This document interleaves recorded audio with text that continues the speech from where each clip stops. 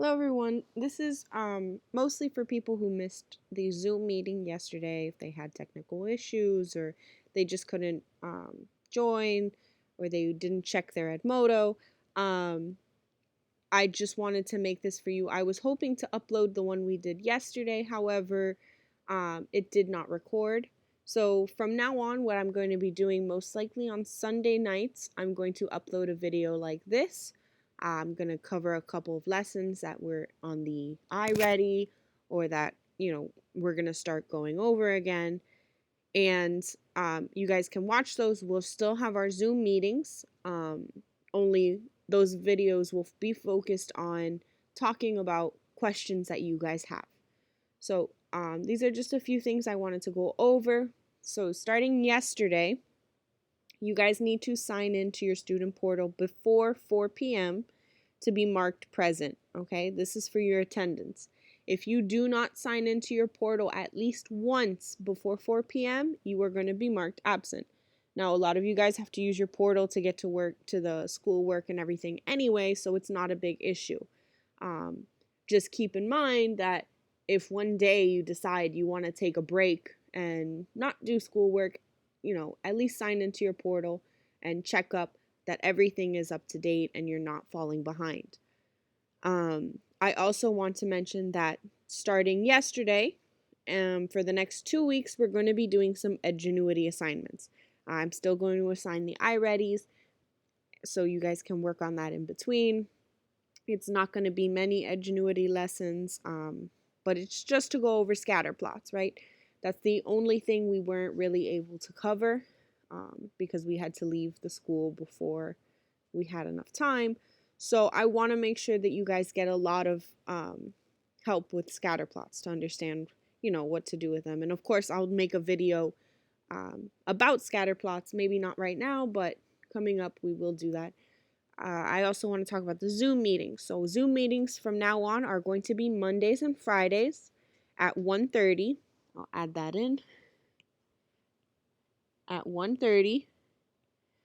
And they're going to only be 30 minutes, but I figured rather than doing 1 hour once a week, we can break it up into two 30-minute sessions twice a week.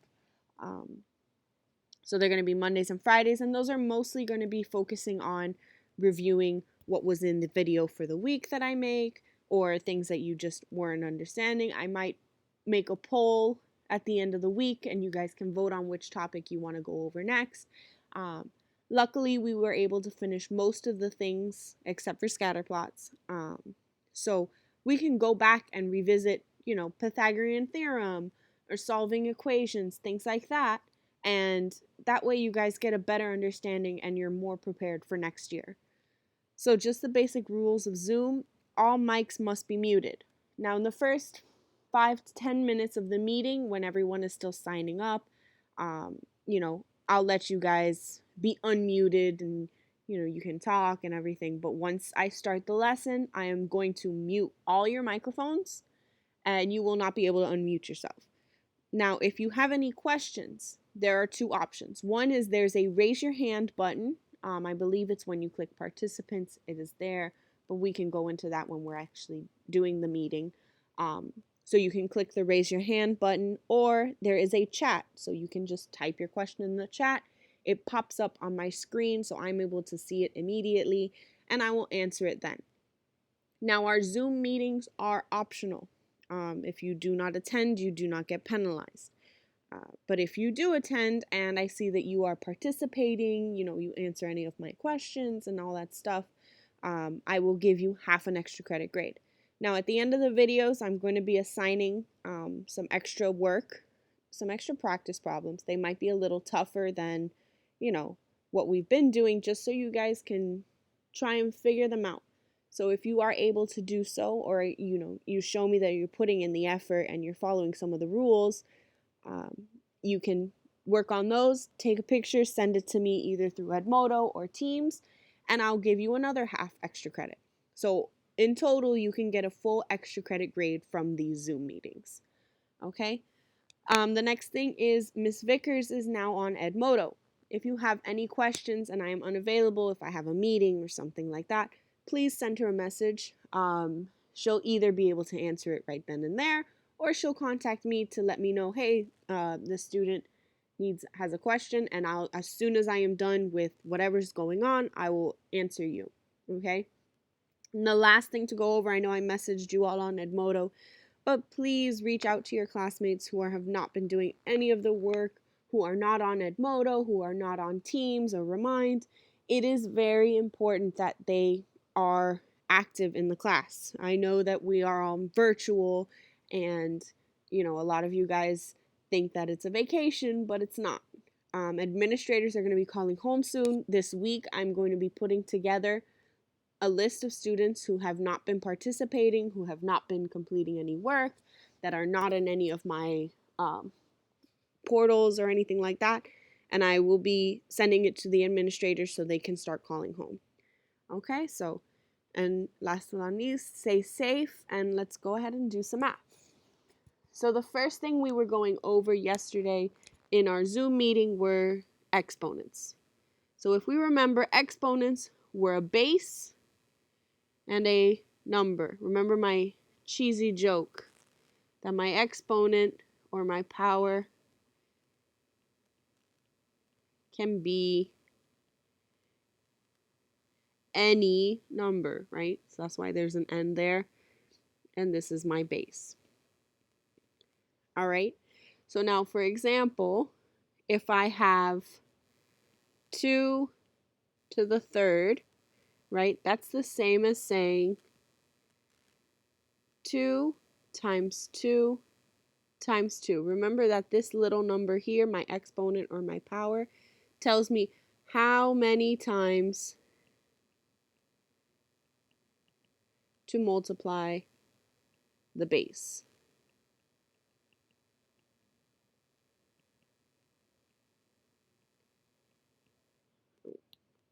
Fix that.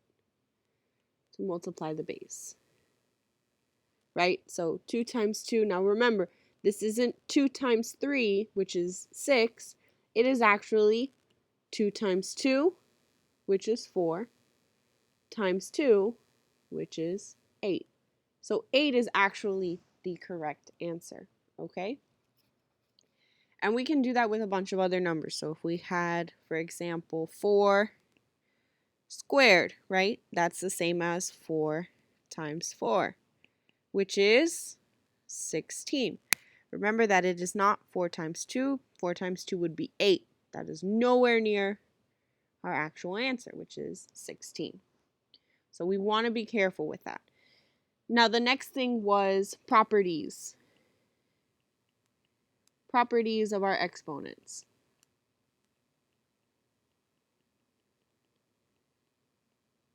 Right? So if I have two numbers, let's say I have 2 to the squared. Remember that this is 2 squared or 2 to the 2, 2 to the second, things like that. 2 squared times 2 to the fourth, okay? Now, I have the exact same base. So when I have the same base, I'm not going to change it, right? It's going to stay 2. I can't have 2 and end up with a, 7, right? They give me 2, I'm keeping that 2.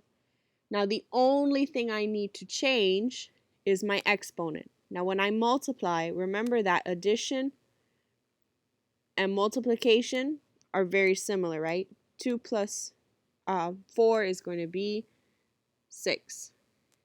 Okay? Now, remember that whenever we have multiplication, the one that goes hand in hand is addition. So multiplication, I'm going to just put multi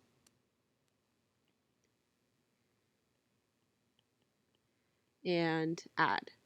Okay? This is our little notes. Okay? So we have that. Now if I had, for example, 3 to the negative 3 times 3 to the negative 5, again, I keep my 3 and I add negative 3 plus negative 5. Now remember, when I have a negative plus a negative, my final answer is going to stay negative. And now I'm just going to do 3 plus 5, which is 8. And that is my final answer.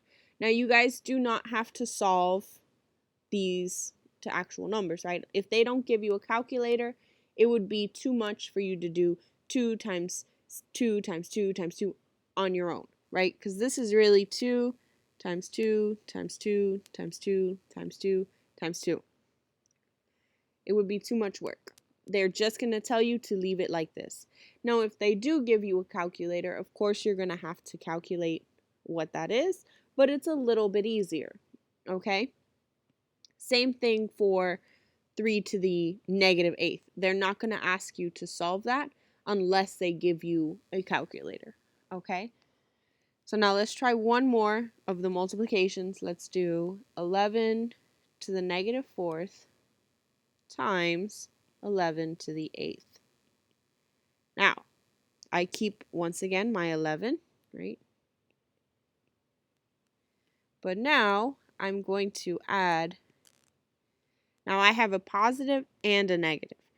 So my first thing is I want to figure out if my final answer is going to be positive or negative. Now remember, you're going to look at the larger number. So 8 is greater than 4, right? 8 is a positive, so that means my answer is going to stay positive. Now, I don't have to write the plus sign, remember. It is completely up to me to put that. Now, I can just do 8 minus 4, which is just going to be 4. So 11 to the 4th power. That is my final answer. If you have any questions on this part, please, please, please feel free to either comment in the video, or you can send me a message on Edmodo or anything like that, okay? The next thing we're going to cover is division, right? So we're continuing with properties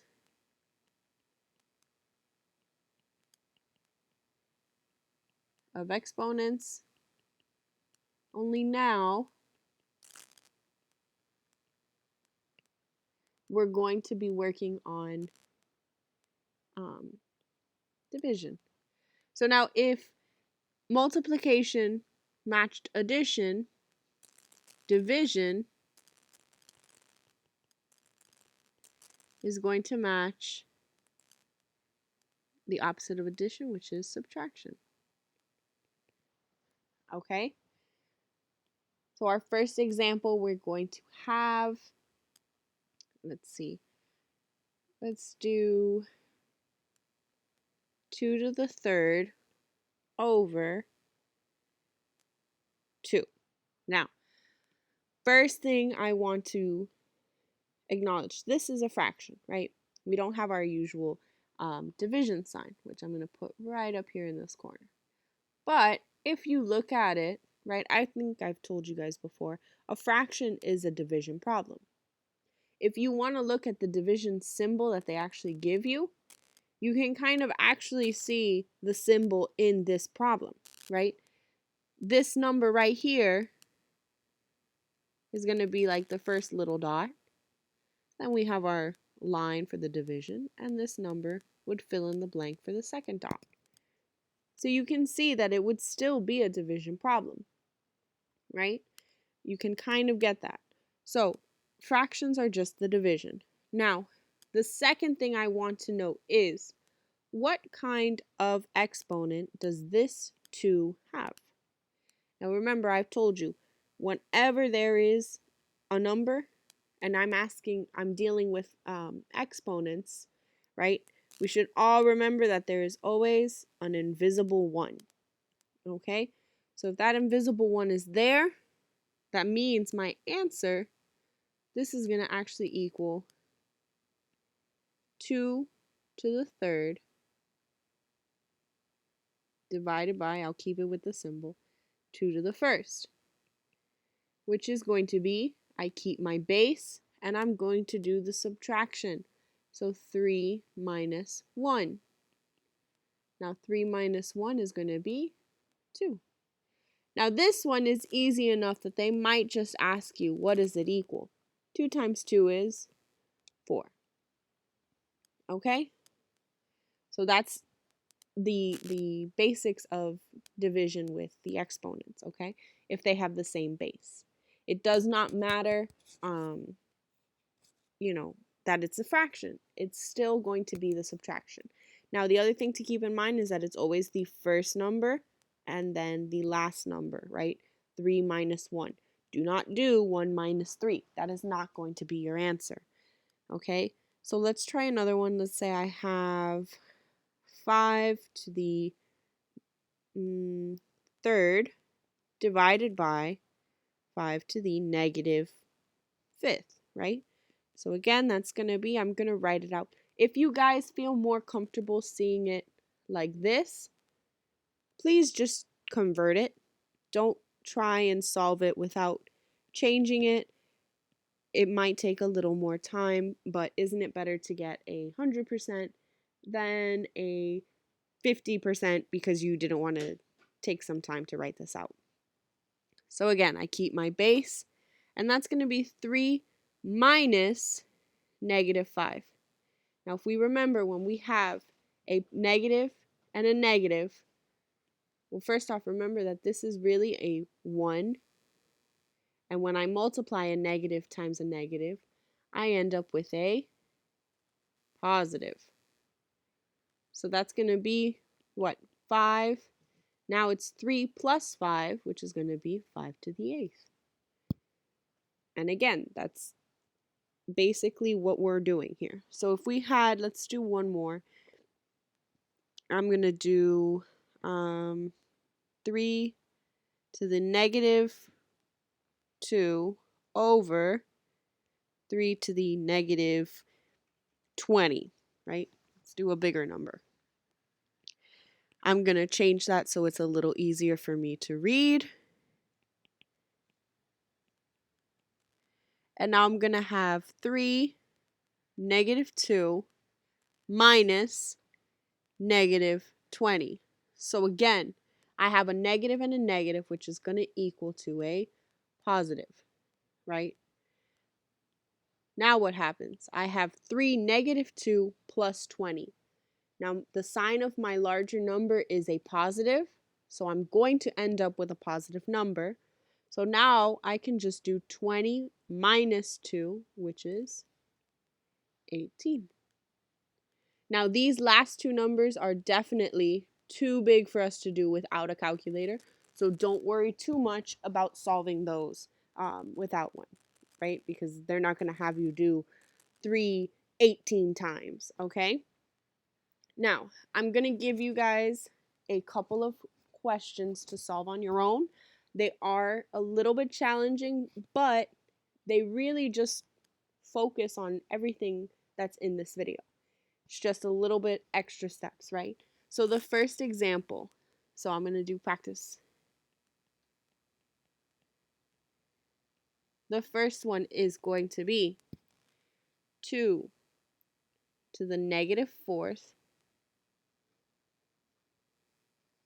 times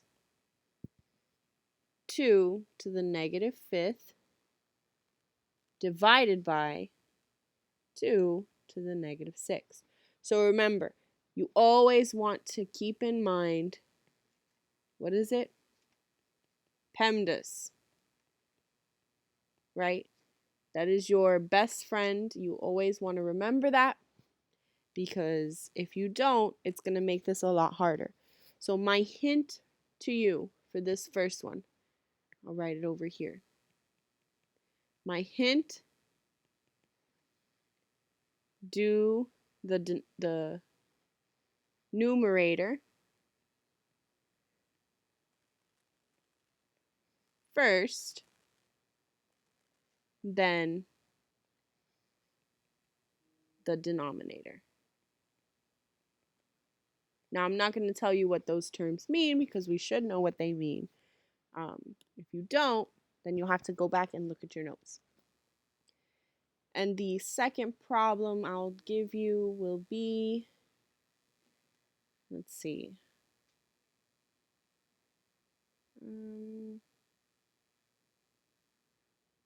No, not 2. Let's do 3 to the third times 3 to the seventh divided by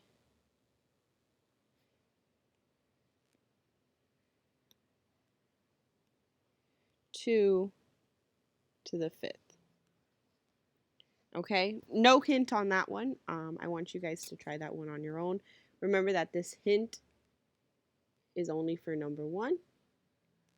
So with that, I will leave you. I hope that you all are doing your Edgenuity and doing your iReady, all that stuff. And I will see you on Friday. Have a safe week.